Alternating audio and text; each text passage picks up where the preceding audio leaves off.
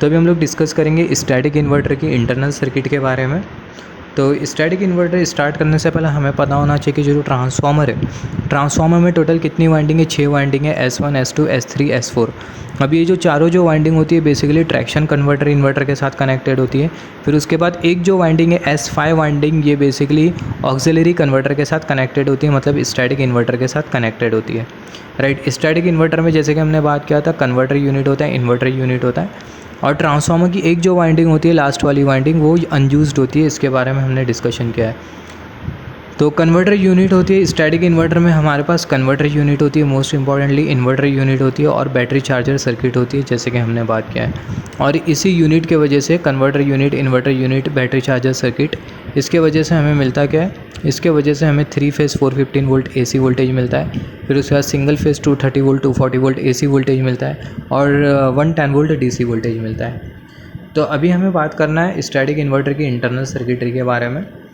तो यहाँ पर सबसे पहला जो 25 kV जो वोल्टेज होगा पेंटोग्राफ में आएगा, पेंटोग्राफ से कहाँ पर आएगा, हमारे पोटेंशियल ट्रांसफार्मर से होते हुए VCB में आएगा। जैसे हमने बात किया पोटेंशियल ट्रांसफार्मर क्या करता है, जो वोल्टेज होता है उसे मॉनिटर करने का काम करता है, कैटेनरी वोल्टेज को मॉनिटर करने का काम करता है, वोल्टेज को स्टेप डाउन करके। फिर उसके बाद यहाँ पर ये वैक्यूम सर्किट ब्रेकर है। वैक्यूम सर्किट ब्रेकर क्या करेगा, जो हाई वोल्टेज जो इक्विपमेंट्स होते हैं उसे डिस्कनेक्ट कर देता है, आइसोलेट कर देता है जब हमारी ट्रेन न्यूट्रल सेक्शन में से जाती है। तो जो न्यूट्रल सेक्शन होता है एक ऐसा सेक्शन होता है जो कि मैकेनिकली कनेक्टेड होता है, इलेक्ट्रिकली आइसोलेटेड होता है। यहाँ पर ये हमने कंसिडर किया ये है मेन ट्रांसफार्मर, ये मेन ट्रांसफार्मर के थ्रू होगा क्या, जो वोल्टेज होगा हमारे SIV में जाएगा। यहाँ पर अभी अगर हम लोग देखें, यहाँ पर हमें बेसिकली ट्रांसफार्मर दिखाई दे रहा है, यह है पोटेंशियल ट्रांसफार्मर, और एक जो ट्रांसफार्मर में जो दिखाई दे रहा है वो हमें यहाँ पर दिखाई दे रहा है। अभी ये वाला जो ट्रांसफार्मर है ये क्या करेगा, बेसिकली जो वोल्टेज होगा, यहाँ पर हमें 2 पोटेंशियल ट्रांसफार्मर दिखाई दे रहे हैं, ये पोटेंशियल ट्रांसफार्मर है, ये वाला पोटेंशियल ट्रांसफार्मर। दोनों जो पोटेंशियल ट्रांसफार्मर है दोनों का काम वही है कि जो वोल्टेज होगा उसे स्टेप डाउन करेगा और आगे फर्दर प्रोसेस करेगा। मतलब यहाँ पर ये जो पोटेंशियल ट्रांसफार्मर होगा पहला जो वोल्टेज होगा उसे स्टेप डाउन करेगा और आगे प्रोसेस करेगा। फिर उसके बाद ये वाला जो पोटेंशियल ट्रांसफार्मर है ये क्या करेगा, अगेन वोल्टेज को स्टेप डाउन करके वो वोल्टेज को कहाँ पर भेजेगा, SIV सर्किट में भेजेगा।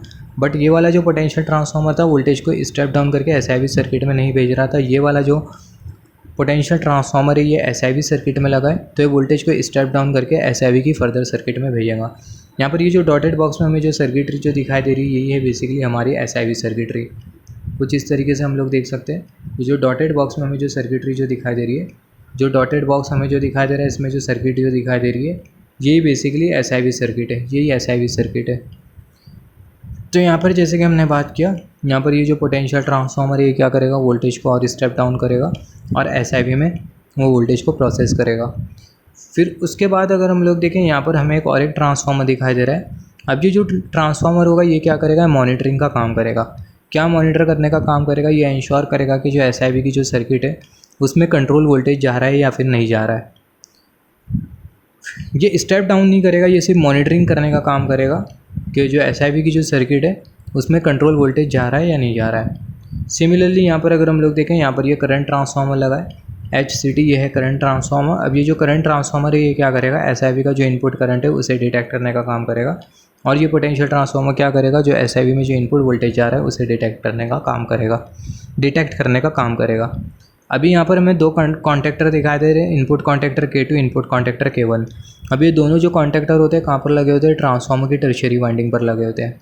अभी यहाँ पर ये जो इनपुट कॉन्टैक्टर K2 होता है ये क्या करता है, ये जो AC फिल्टर कैपेसिटर जो दिखाई दे रहा है इसमें इनिशियल चार्जिंग प्रोवाइड करने का काम करता है।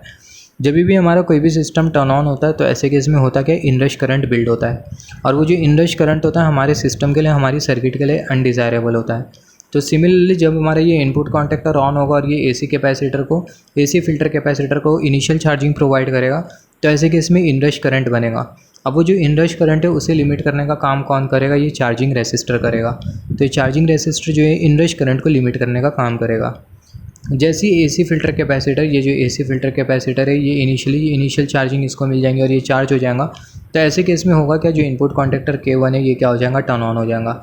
अब ये जो इनपुट कॉन्टैक्टर K1 है ये बेसिकली SIV के साथ काम करता है। इनपुट कॉन्टैक्टर K1 जब ये टर्न ऑन होगा जब ये जो कैपेसिटर है इसको इनिशियल चार्जिंग मिल जाएंगे, और तभी हमारा जो SIV जो सर्किट है वो एनर्जाइज्ड होने लगेंगी। और जब हमारी SIV सर्किट डी एनर्जाइज हो जाएंगी तो ऐसे केस में जो इनपुट कॉन्टेक्टर K1 है ये क्या हो जाएगा, टर्न ऑफ हो जाएगा। फिर उसके बाद अगर हम लोग देखें यहाँ पर हमें दिखाई दे रहा है ऑक्सिलरी, यहाँ पर ये AC रिएक्टर हमें दिखाई दे रहा है। तो जो AC रिएक्टर होता है इसका क्या काम होता है, ये जो AC रिएक्टर होता है ये कन्वर्टर इन्वर्टर सर्किट में जो इनपुट करंट जो जा रहा होता है वो इनपुट करंट में जो हार्मोनिक्स होती है उसे फिल्टर करने का काम करता है AC रिएक्टर। तो जो करंट हार्मोनिक्स है, वोल्टेज हार्मोनिक्स है, ये अनडिज़ायरेबल है हमारे सिस्टम के लिए। तो जो करंट हार्मोनिक्स है उसे फिल्टर करने का काम करेगा ये AC रिएक्टर, जिसके वजह से होगा क्या, ये जो स्टैटिक इन्वर्टर सर्किट है ये सर्किटरी में जो करंट हो जाएगा वो हार्मोनिक फ्री करंट जाएगा, स्मूथ करंट जाएगा। अभी यहाँ पर ये हमने कंसिडर किया ये है कन्वर्टर यूनिट, यहाँ पर ये कन्वर्टर यूनिट 1, ये कन्वर्टर यूनिट 2, यहाँ पर ये इन्वर्टर यूनिट 1, 2 और यहाँ पर ये 3। कन्वर्टर में जैसे कि हमने बात किया था SIV के इनपुट में जो कन्वर्टर जो SIV है इसमें पहला कन्वर्टर है फिर इन्वर्टर है, पहला कन्वर्टर लगा है फिर उसके बाद इन्वर्टर लगा है। अभी जो कन्वर्टर है इसमें जो इनपुट वोल्टेज जो जाएगा AC इनपुट वोल्टेज, जैसे हमने बात किया 400 वोल्ट से 406 AC वोल्ट जाएगा। अब ये जो वोल्टेज है कहाँ से आ रहा है, ट्रांसफार्मर की टर्शियरी वाइंडिंग से आ रहा है। तो यहाँ पर ये जो वोल्टेज है 400 वोल्ट AC से 406 वोल्ट AC, ये किस में जाएगा, हमारे कन्वर्टर यूनिट में जाएगा। अभी जो कन्वर्टर यूनिट होगा क्या करेगा, जो AC वोल्टेज है उसे किस में कन्वर्ट करेगा, DC वोल्टेज में कन्वर्ट करेगा। कितने वोल्ट DC में कन्वर्ट करेगा, 720 वोल्ट DC में कन्वर्ट करेगा। तो जो 720 वोल्ट जो DC है कहाँ पर जाएगा, हमारी DC लिंक सर्किट में जाएगा। यहाँ पर अगर हम लोग देखें DC लिंक सर्किट में हमें क्या दिखाई दे रहा है, यहाँ पर ये ग्राउंड स्विच, यहाँ पर ये RGS हमें रेसिस्टेंस ग्राउंड स्विच, फिर उसके बाद अगर हम लोग देखें यहाँ पर ये HT सेंसर हमें दिखाई दे रहा है। तो बीच में जो सर्किट हमें जो दिखाई दे रही है ये डॉटेड बॉक्स वाली सर्किट और यहाँ पर ये डॉटेड बॉक्स वाली सर्किट, दोनों के बीच में हमें जो सर्किट जो दिखाई दे रही है वो है बेसिकली DC लिंक सर्किट। अभी जो DC लिंक सर्किट है इसमें जो वोल्टेज जो कितना होना चाहिए, 720 वोल्ट DC होना चाहिए। अभी जो 720 वोल्ट जो DC है ये हमें DC लिंक सबसे पहला चाहिए क्यों, DC लिंक हमें इसलिए चाहिए ताकि जो इन्वर्टर है उसका हम लोग स्टेबल ऑपरेशन ऑब्टेन कर पाए। अभी कैटेनरी का जो वोल्टेज होता है वो तो बेसिकली फ्लक्चुएट कर रहा होता है। अब ये वोल्टेज में अगर फ्लक्चुएशन होगा तो ऐसे केस में जो इन्वर्टर होगा वो स्टेबली काम नहीं कर पाएगा, इन्वर्टर का हम लोग स्टेबल ऑपरेशन अचीव नहीं कर सकते। तो इन्वर्टर का स्टेबल ऑपरेशन अचीव करने के लिए जो इन्वर्टर है इसमें एक स्टेबल वोल्टेज प्रोवाइड करना होगा। तो स्टेबल वोल्टेज प्रोवाइड करने का काम कौन करता है, DC लिंक करती है। अभी DC लिंक का जो वोल्टेज होता है वो कितना होता है, 720 वोल्ट DC होता है। अब वो जो 720 वोल्ट जो DC होता है वो कहाँ पर जाता है, हमारे इन्वर्टर सर्किट में जाता है। अभी जो इन्वर्टर सर्किट होता है क्या करता है, जो 720 वोल्ट जो DC है उसे 3 phase 415 volt AC RMS voltage में कन्वर्ट करता है, जिसमें जो वोल्टेज और जो फ्रीक्वेंसी होती है दोनों वेरिएबल होती है। अभी एक चीज़ अगर हम लोग यहाँ पर नोट डाउन करें, यहाँ पर अगर हम लोग देखें यहाँ पर अगर हम लोग देखें अगेन यहाँ पर हमें कैपेसिटर दिखाई दे रहा है। यहाँ पर अगर हम लोग देखें FCU और यहाँ पर ये FCU। अभी जो कैपेसिटर होता है इसको हम लोग बेसिकली बोलते हैं फ़िल्टर कैपेसिटर, जो कि क्या करता है, जो कन्वर्टर का जो आउटपुट होता है आउटपुट वोल्टेज, तो उसमें जो रिपल होगा उसे फ़िल्टर करने का काम करेगा एक कैपेसिटर। अभी यहाँ पर ये DC लिंक में अगर हम लोग देखें यहाँ पर ये हमें कुछ इस तरीके से ग्राउंडिंग स्विच दिखाई दे रहा है, रेजिस्टेंस ग्राउंडिंग स्विच। यहाँ पर ये HT high tension sensor, HT sensor इसका क्या काम होता है, ये जो सेंसर होता है बेसिकली जो DC सर्किट वोल्टेज होता है उसे क्या करने का काम करता है, सेंस करने का काम करता है। जैसे कि हमने बात किया जो DC लिंक का जो वोल्टेज हो कितना होता है, 720 वोल्ट DC। अभी DC लिंक का जो वोल्टेज है ये हमें पता कैसा चलेगा, DC लिंक का वोल्टेज पता करने के लिए बेसिकली हमारे पास एक सेंसर लगा होता है जिसे बोला जाता है DC लिंक वोल्टेज सेंसर। और वो जो DC लिंक वोल्टेज सेंसर है वो हमें यहाँ पर कुछ इस तरीके से दिखाई दे रहा है VS1। यहाँ पर अगर हम लोग देखें यहाँ पर ये कन्वर्टर सर्किट हमें दिखाई दे रही है, यहाँ पर ये PWM इन्वर्टर सर्किट दिखाई दे रही है। ये PWM मतलब पल्स विथ मॉड्यूलेशन या फिर पल्स विथ मॉड्यूलेटेड इन्वर्टर, जिसमें हम लोग क्या करते हैं कन्वर्टर इन्वर्टर यूनिट में हम लोग जो डिवाइस जो यूज़ कर रहे हो कौन सा है, वो है IGBT के बारे में हम लोग बात करेंगे। अब ये जो IGBT है इसको हम लोग बेसिकली कंट्रोल कर रहे हैं पल्स की विड्थ को कंट्रोल करते हुए। तो ये रीज़न की वजह से इसको हमने यहाँ पर बोला है पल्स विथ PWM इन्वर्टर। अभी जैसे हमने बात किया यहाँ पर ये जो VS1 है, ये जो VS1 है ये क्या करेगा, जो VS1 है बेसिकली DC लिंक का जो वोल्टेज होगा उसे क्या करेगा, सेंस करने का काम करेगा। DC लिंक के वोल्टेज में अगर फ्लक्चुएशन होगा तो जो इन्वर्टर है उसका स्टेबल ऑपरेशन नहीं मिलेगा। तो DC लिंक के वोल्टेज में अगर किसी भी तरह का वोल्टेज फ्लक्चुएशन होता है तो जो DC लिंक वोल्टेज सेंसर होता है वो क्या करता है, वो फीडबैक कर देता है किसको, वोल्टेज कंट्रोलर को। यहाँ पर अगर हम लोग देखें कुछ इस तरीके से सर्किट दिखाई दे रही है। यहाँ पर ये जो VS1 जो सेंसर है क्या करेगा, DC लिंक का जो वोल्टेज है उसे सेंस करने का काम करेगा। डीसी लिंक के वोल्टेज में अगर फ्लक्चुएशन होगा तो जो वोल्टेज होगा कहाँ पर फीडबैक हो जाएगा, वो जो वोल्टेज है बेसिकली वोल्टेज कंट्रोलर में फीडबैक हो जाएगा। अभी जो वोल्टेज कंट्रोलर होगा यहाँ पर हमें कुछ इस तरीके से समिंग पॉइंट दिखाई दे रहा है, राइट। यहाँ पर ये जो वोल्टेज कंट्रोलर है ये क्या करेगा, जो वोल्टेज कंट्रोलर है ये अपना जो फीडबैक है किसको दे देगा, ये हमारे कंट्रोलर को दे देगा, PWM कंट्रोलर को दे देगा, कन्वर्टर को दे देगा, PWM कन्वर्टर को दे देगा, जिसके वजह से होगा क्या, ये जो वोल्टेज में जो फ्लक्चुएशन हमें जो मिल रहा था, डीसी लिंक के वोल्टेज में जो फ्लक्चुएशन जो मिल रहा था वो क्या हो जाएगा, वो बंद हो जाएगा। अभी यहाँ पर अगर हम लोग देखें, जैसे कि हमने डिस्कस किया, यहाँ पर जैसे हमने बात किया, यहाँ पर हमें दिखाई दे रहा है IGBT। यहाँ पर ये IGBT हमें दिखाई दे रहा है, insulated gate bipolar transistor IGBT। यहाँ पर ये IGBT हमने यूज़ किया है, IGBT हमने यूज़ किया है क्योंकि ये बेसिकली स्विचिंग डिवाइस होता है और ये स्विचिंग डिवाइस की वजह से कन्वर्जन इन्वर्जन ऑपरेशन हम लोग परफॉर्म कर पाते हैं। IGBT का फुल फॉर्म तो हमें पता है, insulated gate bipolar transistor, right. अभी जो IGBT इसका जो गेट टर्मिनल है उसको हम लोग कंट्रोल कर रहे होते हैं, राइट। यहाँ पर ये IGBT के साथ हमें और कुछ यूनिट्स मिलते हैं, जैसे कि इंटेलिजेंट पावर मॉड्यूल मिलता है, फिर उसके बाद गेट कंट्रोल यूनिट मिलता है। ये सारे यूनिट को मिला के जो IGBT होता है उसको हम लोग कंट्रोलिंग कर पाते हैं, राइट। और कंट्रोलिंग करने के बाद ये जो कन्वर्टर होता है हमें AC to DC और जो इन्वर्टर है हमें DC to AC जनरेट करके देता है। अभी यहाँ पर अगर हम लोग देखें, यहाँ पर ही हमें दोनों सर्किट समझ में आ गई। अभी यहाँ पर अगर हम लोग देखें, यहाँ पर हमें दिखाई दे रहा है basically HCTU1, HCTV1, HCTW1, U1, V1, W1। अभी यहाँ पर ये है क्या, यहाँ पर अगर हम लोग देखें CD का मतलब क्या होता है, करंट ट्रांसफार्मर होता है। अभी यहाँ पर ये जो तीनों जो करंट ट्रांसफार्मर जो लगे, ये तीनों जो करंट ट्रांसफार्मर है, यहाँ पर ये इन्वर्टर के हमने 3 फेस ले लिया। यहाँ से कुछ इस तरीके से एक फेस जा रही है, यहाँ से दूसरी फेस कुछ इस तरीके से जा रही है कर्सर की टिप, और यहाँ पर ये तीसरी फेस कुछ इस तरीके से जा रही है, राइट। इन्वर्टर जैसे कि हमने बात किया था 3 फेस जनरेट करता है, तो यहाँ पर जो इन्वर्टर यूनिट 1 है इससे हमने कुछ इस तरीके से एक फेस ले लिया। फिर उसके बाद ये जो इन्वर्टर 2 हमें जो दिखाई दे रहा है इससे हमने कुछ इस तरीके से एक फेस ले लिया, हमें एरो की टिप देखना है। फिर उसके बाद अगर हम लोग देखें, जो इन्वर्टर यूनिट 3 जो दिखाई दे रहा है इससे हमने कुछ इस तरीके से एक फेस ले लिया। अभी यहाँ से हमें क्या मिल गई, यहाँ से हमें मिल गई 3 फेस सप्लाई, और ये जो 3 फेस सप्लाई होगी उसको हम लोग आगे प्रोसीड करवा देंगे, हमारे ऑक्सिलरी लोड को दे देंगे। यहाँ पर अगर हम लोग देखें AC 415 वोल्ट 50 हर्ट्ज AC। अभी जैसे हमने बात किया, यहाँ पर 3 करंट ट्रांसफार्मर लगा, U1, CTU1, CTV1, CTW1। अब ये करंट ट्रांसफार्मर का क्या काम होता है, ये जो करंट ट्रांसफार्मर होता है क्या करता है, जो इन्वर्टर का जो आउटपुट करंट होता है उसे क्या करता है, सेंस करने का काम करता है। इन्वर्टर का जो आउटपुट करंट होगा, तीनों फेसेस में जो आउटपुट करंट होगा उसे सेंस करने का काम करेगा। फिर उसके बाद अगर हम लोग देखें, यहाँ पर हमें दिखाई दे रहा है और 3 current transformer, HCTU1, HCTV2, HCTW2।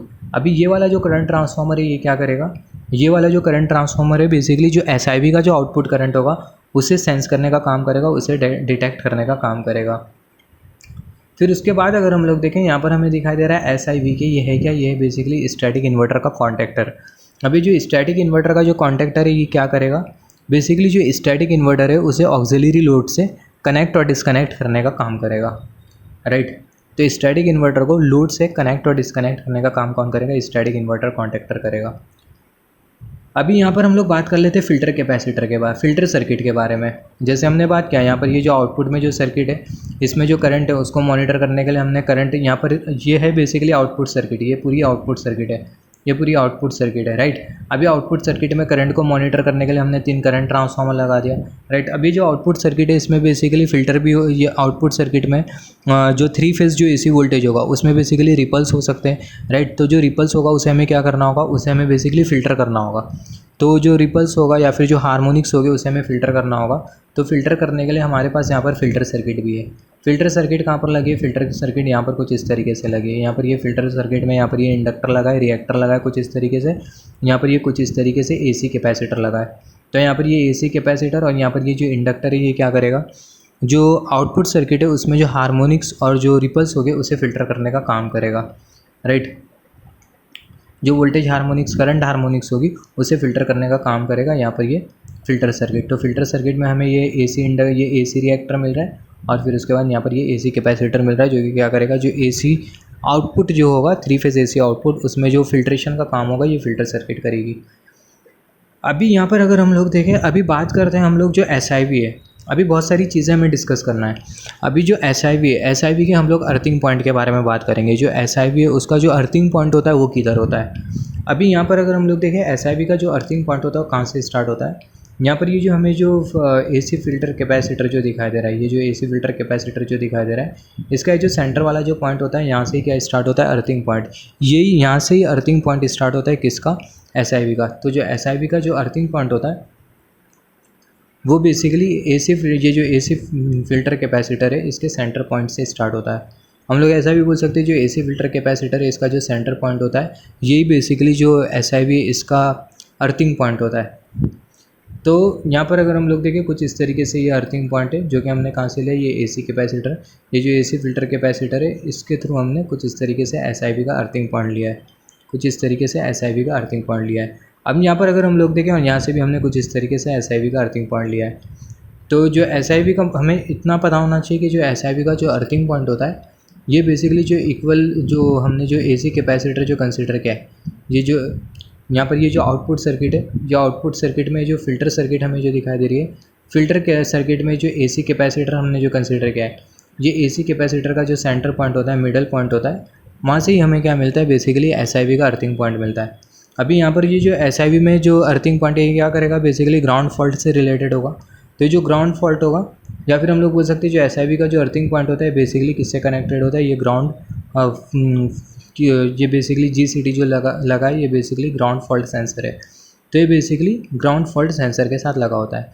अभी जो ग्राउंड फॉल्ट सेंसर होगा ये क्या करेगा, जो ग्राउंड फॉल्ट है उसे डिटेक्ट करने का काम करेगा, सेंस करने का काम करेगा। और ये जो ग्राउंड फॉल्ट सेंसर का जो आउटपुट है इसको हमने कहाँ पर दे दिया, इसको हमने फीडबैक कर दिया कहाँ पर, प्रोटेक्शन सर्किट में हमने दे दिया, राइट। अभी यहाँ पर ही हमने बात किया, अभी हम लोग बात करते हैं थोड़ा कंट्रोल सर्किट के बारे में। अभी जो डॉटेड बॉक्स में हमें जो सर्किट जो दिखाई दे रही है, डॉटेड बॉक्स में हमें जो सर्किट जो दिखाई दे रही है इसको हम लोग बेसिकली बोलते हैं कंट्रोल सर्किट। अब ये कंट्रोल सर्किट का क्या काम होता है, कंट्रोल सर्किट का ये काम होता है जो इन्वर्टर का जो इनपुट और जो सबसे पहला कन्वर्टर का जो इनपुट आउटपुट वोल्टेज को कंट्रोल करने का काम होता है कंट्रोल सर्किट का। इन्वर्टर का इनपुट आउटपुट वोल्टेज कंट्रोल करने का काम होता है कंट्रोल सर्किट का। यहाँ पर अगर हम लोग देखें control circuit, control converter control, और यहाँ पर ये इन्वर्टर कंट्रोल। यहाँ पर अगर हम लोग देखें यहाँ पर ये हमें कंट्रोल सर्किट दिखाई दे रही है। कंट्रोल सर्किट करेंगी क्या, कंट्रोल सर्किट पूरे SIV के ऑपरेशन को कंट्रोल करेंगी। अभी यहाँ पर ये जो SIV का जितना भी जो ऑपरेशन है, ये जितना भी जो ऑपरेशन होगा लॉजिकल ऑपरेशन होगा। तो जितना भी जो लॉजिकल ऑपरेशन है SIV का उसको कंट्रोल करने का काम ये कंट्रोल सर्किट करती है। और ये कंट्रोल सर्किट में बेसिकली 16 बिट का जो माइक्रो प्रोसेसर होता है ये करता है, राइट। कोई भी सिस्टम अगर हम लोग कंट्रोल कर रहे हैं तो सिस्टम को कंट्रोल करने के लिए हमें डिजिटल डिवाइस की रिक्वायरमेंट होगी। तो जो डिजिटल डिवाइस है उसमें हमने यूज़ किया 16 बिट का CPU हार्डवेयर, या फिर बोल सकते हैं 16 बिट का माइक्रो प्रोसेसर। SIV का जितना भी जो लॉजिकल ऑपरेशन होता है वो लॉजिकल ऑपरेशन कंट्रोल करने का काम बेसिकली कंट्रोल सर्किट का होता है। कंट्रोल सर्किट में 16 बिट का जो माइक्रो प्रोसेसर होता है वो लगा होता है जो कि सारे लॉजिकल ऑपरेशन को कंट्रोल कर रहा होता है SIV के लॉजिकल ऑपरेशन। जैसे कि अगर हम लोग देखें SIV में अगर ये सबसे पहले जो कंट्रोल सर्किट है इसमें हमें क्या मिलेगा, कन्वर्टर कंट्रोल मिलेगा, यहाँ पर ये कन्वर्टर कंट्रोल मिलेगा, यहाँ पर ये इन्वर्टर कंट्रोल मिलेगा। फिर उसके बाद कंट्रोल सर्किट में हमें मेमोरी भी मिलेंगी, इसके बारे में हम लोग बात करेंगे। इनपुट आउटपुट प्रोसेसिंग डिवाइस हमें मिलेगा, ट्रेस मेमोरी मिलेंगी। फिर उसके बाद ये पैरामीटर मेमोरी सर्किट मिलेंगी, input output interface, monitoring, analog to digital converter and so on. यहाँ पर अभी अगर हम लोग देखें यहाँ पर जैसे हमने बात किया, यहाँ पर ये कन्वर्टर कंट्रोल और यहाँ पर ये इन्वर्टर कंट्रोल। इतना तो हमें समझ में आ गया जो कंट्रोल सर्किट है इसका क्या काम है। कंट्रोल सर्किट जो SIV के जितने भी जो ऑपरेशंस हो गए उसे कंट्रोल करने का काम करेंगी। SIV में अगर कुछ फॉल्ट होता है तो फॉल्ट से अगर प्रोटेक्शन अगर प्रोवाइड करना है तो उसको भी कंट्रोल करने का काम करेगी ये कंट्रोल सर्किट में बेसिकली लगा होता है 16 बिट का माइक्रो प्रोसेसर जो कि क्या करता है, जितने भी जो कंट्रोलिंग और जो लॉजिकल ऑपरेशंस है उसे कंट्रोल करने का काम करता है। अभी यहाँ पर अगर हम लोग देखें यहाँ पर हमें कंट्रोल सर्किट में कन्वर्टर कंट्रोल दिखाई दे रहा है, इन्वर्टर कंट्रोल दिखाई दे रहा है। कन्वर्टर कंट्रोल और इन्वर्टर कंट्रोल से हम लोग क्या समझते हैं, यहाँ पर अगर हम लोग देखें कन्वर्टर का इनपुट वोल्टेज और जो आउटपुट वोल्टेज वो कौन से एक कंट्रोल मैनर में होना चाहिए। सिमिलरली जो इन्वर्टर का जो इनपुट वोल्टेज और जो आउटपुट वोल्टेज है वो कंट्रोल मैनर में होना चाहिए। तो यहाँ पर ये कन्वर्टर को कंट्रोल मैनर में काम करवाने के लिए, इन्वर्टर को कंट्रोल मैनर में काम करवाने के लिए हमारे पास एक सर्किट है जिसे बोला जाता है कन्वर्टर, जिसे बेसिकली बोला जाता है कंट्रोल सर्किट। कंट्रोल सर्किट का काम ये होता है कि कन्वर्टर को कंट्रोल वे में काम करवाना। कंट्रोल वे में काम करवाना मतलब जो कन्वर्टर का जो आउटपुट और जो इनपुट है वो कंट्रोल वे में जनरेट होना चाहिए। इन्वर्टर को कंट्रोल वे में काम करवाना। इन्वर्टर को कंट्रोल वे में काम करवाना मतलब जो इन्वर्टर का जो आउटपुट और जो इनपुट है वो बेसिकली कंट्रोल वे में जनरेट होना चाहिए, राइट। जैसे कि हमने बात किया था थोड़े टाइम पहला, ये वाली फिगर में हमने बात किया था, ये वाली फिगर में हमने बात किया था, यहाँ पर ये जो डीसी लिंक वोल्टेज सेंसर ये क्या करता है, डीसी लिंक का जो वोल्टेज होता है उसे सेंस करता है। अब ये डीसी लिंक का जो वोल्टेज होता है उसे सेंस करने के बाद कहाँ पर भेज देता है, वोल्टेज कंट्रोलर में भेज देता है। अभी जो वोल्टेज कंट्रोलर होता है ये अपना आउटपुट भेजता है कहाँ पर, बेसिकली कंट्रोल सर्किट में। और जो कंट्रोल सर्किट होता है वो क्या करता है, जो कन्वर्टर है उसका कंट्रोल ऑपरेशन अचीव करवाता है। तो जैसे हमने बात किया जो कंट्रोल सर्किट है ये कन्वर्टर का कंट्रोल ऑपरेशन परफॉर्म करेगी और जो इन्वर्टर यूनिट है इन्वर्टर का कंट्रोल ऑपरेशन परफॉर्म करेगी, इन्वर्टर को कंट्रोल मैनर में ऑपरेट करवाएंगी। अभी साथ ही साथ अगर हम लोग देखें इनपुट और आउटपुट ऑपरेशन ये किसके हाथ में होता है, पूरा का पूरा कन्वर्टर यूनिट के कंट्रोल यूनिट के हाथ में होता है। एक्चुअली कन्वर्टर कंट्रोल यूनिट यहाँ से टंग स्लिप हो जा रही है। तो जैसे हमने बात किया जितना भी जो कंट्रोल ऑपरेशन होता है एसआईवी का वो किसके हाथ में होता है, कंट्रोल यूनिट के हाथ में होता है। तो कंट्रोल यूनिट जो कन्वर्टर है उसको कंट्रोल मैनर में काम करवाएंगी, इन्वर्टर को कंट्रोल मैनर में काम करवाएंगी।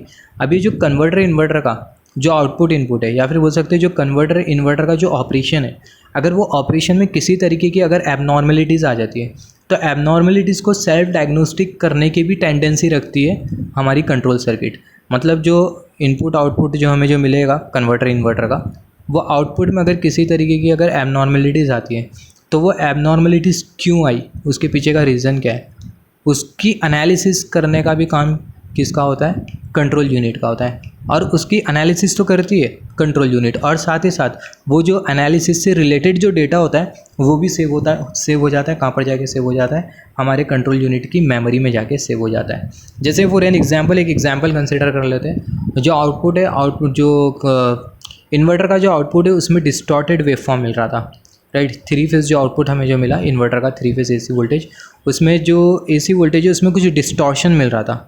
अभी जो डिस्टॉर्शन है वो क्यों मिल रहा था, ये हमें कंट्रोल यूनिट के थ्रू पता चलेगा वो डिस्टॉर्शन क्यों मिल रहा था। और साथ ही साथ वो डिस्टॉर्शन से रिलेटेड जो डेटा है, मतलब कब कब वो डिस्टॉर्शन मिल रहा था, वो कितने टाइम के लिए वो डिस्टॉर्शन मतलब एग्जिस्ट किया, वो डिस्टॉर्शन से रिलेटेड जो डेटा है, वो डिस्टॉर्टेड वेव फॉर्म से रिलेटेड जो डेटा है वो कहाँ पर होगा, मेमोरी में होगा।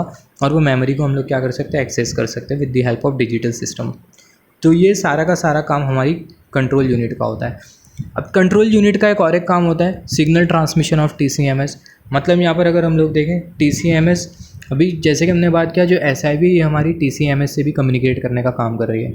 अभी यहाँ पर ये जो SIV और TCMS दोनों डायरेक्टली तो कम्युनिकेट नहीं कर सकते, दोनों को डायरेक्टली कम्युनिकेट करवाने के लिए हमने बीच में क्या लगा के रखा है, कंट्रोल यूनिट लगा के रखा है। अब ये जो कंट्रोल यूनिट होती है क्या करती है, बेसिकली जो SIV और जो TCMS है दोनों की इंटरफेसिंग करती है, दोनों के बीच में कम्युनिकेशन प्रोवाइड करवाने का काम करती है। तो अगर हम लोग देखें यहाँ से हमें पता चलेगा, यहाँ से अगर हम लोग देखें ये हमें कंट्रोल सर्किट दिखाई दे रही है, ये हमें कुछ इस तरीके से कंट्रोल सर्किट। अभी जो कंट्रोल सर्किट है उसको हमने कुछ इस तरीके से यहाँ पर अगर हम लोग देखें ये वाली सर्किट अगर हम लोग देखें कुछ इस तरीके से कंट्रोल सर्किट को हमने किससे लगा के रखा है, TCMS से लगा के रखा है। अभी जो कंट्रोल सर्किट है बेसिकली जो SIV सर्किट और जो TCMS है दोनों के बीच में कम्युनिकेशन करवाने का भी काम करेंगी, सिग्नल ट्रांसमिशन का भी काम करेंगी कंट्रोल सर्किट।